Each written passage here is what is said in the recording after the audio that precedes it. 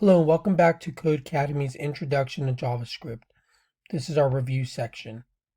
It says, let's take one more glance at the concepts we just learned. Data is printed or logged to the console, a panel that displays messages with console.log.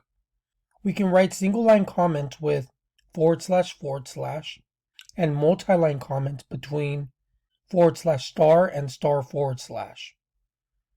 There are 7 fundamental data types in JavaScript: strings, numbers, booleans, null, undefined symbol, and object. Numbers are any number without quotes, 23.8879 being the example. Strings are characters wrapped in single or double quotes. This is a sample string here. The built-in arithmetic operators include plus, minus, star, // which would be divide, and % being modulus. Objects, including instances of data types, can have properties, stored information. The properties are denoted with a dot after the name of the object. For example, hello.length. Objects, including instances of data types, can have methods which perform actions.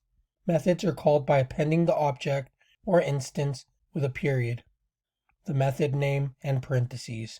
For example, hello dot to uppercase. We can access properties and methods by using the dot operator. Built-in objects, including math, are collections of methods and properties that JavaScript provides. So this is just a review of those things that we've went through.